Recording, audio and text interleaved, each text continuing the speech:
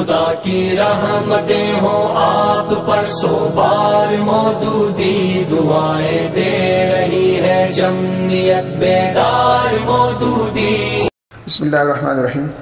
ناظرین، مولانا مودودی رحمۃ اللہ علیہ سے ایک شخص نے ایک عجیب سوال کیا۔ اس نے کہا کہ بہاولپور میں دو ایسی لڑکیاں ہیں کہ جو جس وقت پیدا ہوئیں ان کے کندھے، پہلو، کولے کی ہڈی تک آپس میں جڑے ہوئے تھے اور کسی طرح سے ان کو جدا نہیں کیا جا سکتا تھا۔ اپنی پیدائش سے اب تک وہ جوان ہونے تک وہ ایک ساتھ چلتی پھرتی ہیں۔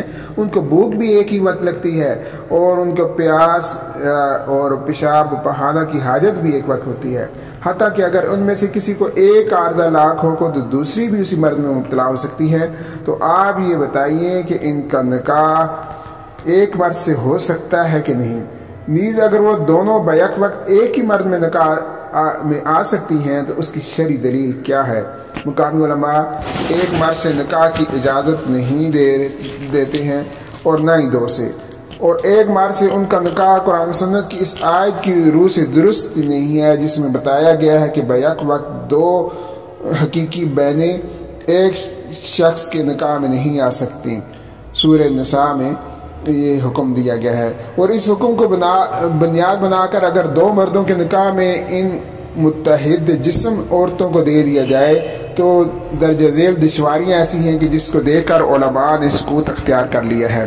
مثلا اس بات کی کیا ضمانت ہے کہ ایک مرد اپنی منقوع نامزد بیوی تک ہی اپنے تعلقات کا محدود رکھے گا؟ نیز یہ کہ دوسری عورت جو اپنی بہن سے متحد جسم ہونے کے ساتھ متحد مزاج بھی ہے وہ اس تعلق سے متاثر نہ ہوگی۔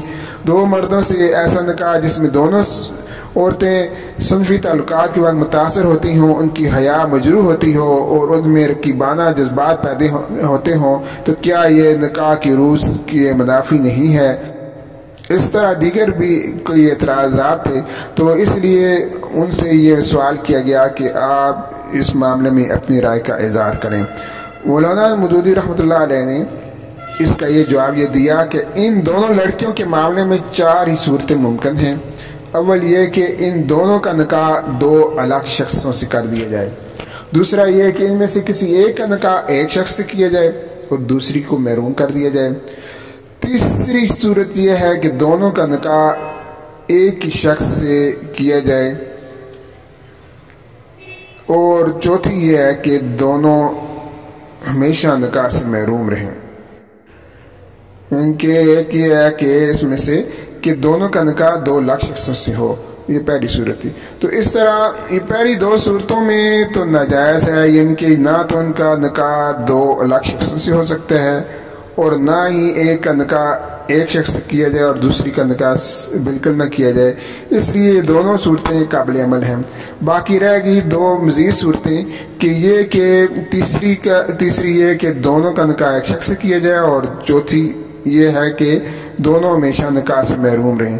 اب اس معاملے میں کے بارے میں وہ مقامی علماء کہتے ہیں کہ یہ چونکہ جمع بین الاختین ہے کہ یہ دونوں بہنوں کو ایک نکاح میں جمع کرنا ہے، کی قرآن پاک میں سریعاً اجازت نہیں ہے۔ بظاہر یہ علماء کی یہ بات صحیح معلوم ہوتی ہے کیونکہ دونوں لڑکیاں توائن بہنیں ہیں اور قرآن پاک کا یہ حکم صاف ہے کہ دونوں بہنوں کو بیک وقت نکاح میں جمع کرنا جرم ہے۔ لیکن ان پر دو سوالات پیدا ہوتے ہیں۔ کیا یہ ظلم نہیں کہ ان لڑکیوں کو دائمی تجرد پر مجبور کیا جائے اور ہمیشہ کے لیے نکاح سے محروم رہیں؟ اور کیا یہ قرآن پاک کا یہ حکم واقعی اس مخصوص اور نادر صورتحال کے لیے ہے کہ جس پر دونوں لڑکیاں پیدائشی طور پر مبتلا ہیں؟ میرا خیال یہ ہے کہ اللہ تعالیٰ کا یہ فرمان اس مخصوص حالت کے لیے نہیں ہے بلکہ اس عام حالت کے لیے کہ جس میں دونوں بہنوں کے الگ الگ مستقل وجود جمع ہوتے ہیں اور ایک شخص کی جمع کرنے سے بیک وقت ایک نکاح میں جمع ہو سکتی ہیں ورنہ نہیں۔ اللہ تعالیٰ کا قاعدہ یہ ہے کہ وہ عام حالات کے لیے حکم بیان کرتا ہے اور مخصوص شاذ اور نادر الوقوع یا اسیر الوقوع حالات کو چھوڑ دیتا ہے۔ اس طرح کے حالات سے اگر سابقہ پیش آ جائے تو فقہ کا تقاضا یہ ہے کہ عام حکم کو اس پر جوں کا توں چسپاں کرنے کی بجائے صورت حکم کو چھوڑ کر مقصد حکم کو مناسب طریقے سے پورا کیا جائے۔ اس کی نظیر یہ ہے کہ شارع نے روزے کے لیے بالفاظ صریح یہ حکم دیا ہے کہ طلوع فجر کے ساتھ اس کو شروع کیا جائے اور رات کا آغاز ہوتے ہی افطار کر لیا جائے۔ یہ حکم سورہ بقرہ میں ہے۔ تو یہ حکم اللہ تعالیٰ نے زمین کے ان علاقوں کے لیے دیا ہے کہ جس میں دن اور رات کا الٹ پھیر 24 گھنٹے کے اندر پورا ہو جاتا ہے، اور اس حکم کو اس شکل میں بیان کرنے کی وجہ یہ ہے کہ زمین کی آبادی کا بیشتر حصہ انہی علاقوں میں رہتا ہے۔ اب ایک شخص سخت غلطی کرے گا اگر اس حکم کو ان مخصوص حالات پر جوں کا توں چسپاں کر دے جو کہ قطب شمالی کے قریب علاقوں میں پائے جاتے ہیں کہ جہاں دن اور رات کا طول کئی مہینوں تک ہوتا ہے۔ ایسے علاقوں کے لیے کہنا کہ وہاں بھی طلوع فجر کے ساتھ روزہ شروع کیا جائے اور رات آنے پر کھولا جائے یا وہاں کے سرے سے روزہ ہی نہ رکھا جائے، کسی طرح صحیح نہ ہوگا۔ تفقہ کا تقاضا یہ ہے کہ ایسے مقامات پر صورت حکم کو چھوڑ کر کسی دوسری مناسب صورت سے حکم کا منشا پورا کیا جائے۔ مثلا یہ کہ روزوں کے لیے ایسے اوقات مقرر کر لیے جائیں جو زمین کی بیشتر آبادی کے اوقات صوم سے ملتے جلتے ہیں۔ یہی صورت میرے نزدیک ان دو لڑکیوں کے معاملے میں اختیار کرنی چاہیے کہ جن کے جسم آپس میں جڑے ہوئے ہیں۔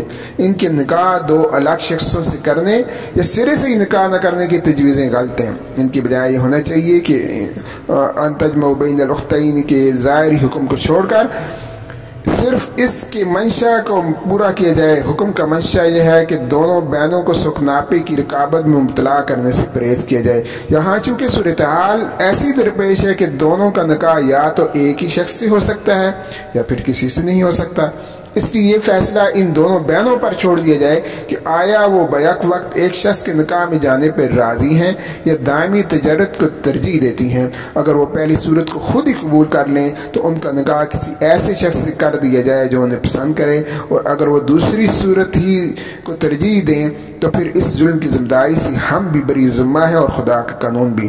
اعتراض کیا جا سکتا ہے کہ بالفرض یہ دونوں ایک ہی نکاح میں دیے جائیں اور بعد میں ان میں سے کسی ایک کو طلاق دے دے تو کیا ہوگا؟ میں کہتا ہوں کہ اس صورت میں دونوں اس سے جدا ہو جائیں گی، اس لیے کہ اسے طلاق دی گئی ہے، اس لیے کہ اسے طلاق دی گئی، اور دوسری اس لیے کہ اس سے کوئی تمتع نہیں کر سکتا جب تک کہ خلوت اجنبیہ کی جرم کا ارتکاب نہ کرے۔ یہی نہیں بلکہ وہ اسے اپنے گھر پر بھی نہیں رکھ سکتا، کیونکہ متعلقہ عورت کو اپنے گھر پر رہنے پر مجبور کرنے کا اسے حق حاصل نہیں ہے، اور غیر متعلقہ لڑکی اس کے گھر اس وقت تک نہیں رہ سکتی جب تک کہ متعلقہ لڑکی بھی اس کے ساتھ نہ ہو۔ لہٰذا جب وہ ان دونوں میں سے ایک کو طلاق دے گا تو دوسری کو بھی خلا کے مطالبے جائز حق حاصل ہو جائے گا۔ اگر وہ خلا نہ دے تو عدالت کا فرض ہے کہ اسے خلا پر مجبور کرے۔ یہ لڑکیاں اپنی پیدائش ہی کی وجہ سے ایسی ہیں کہ کوئی شخص نہ تو ان میں سے کسی ایک کے ساتھ نکاح کر سکتا ہے اور نہ ہی کسی ایک کو طلاق دے سکتا ہے۔ ان کا نکاح بھی ایک ساتھ ہوگا اور طلاق بھی ایک ساتھ۔ واللہ عالم بالصواب۔ خدا کی رحمتیں ہوں آپ پر، سو بار مودودی دعائیں دے رہی ہے جمعیت بیدار مودودی۔ خدا کی رحمتیں ہوں آپ پر، سو بار مودودی دعائیں دے رہی ہے جمعیت بیدار مودودی۔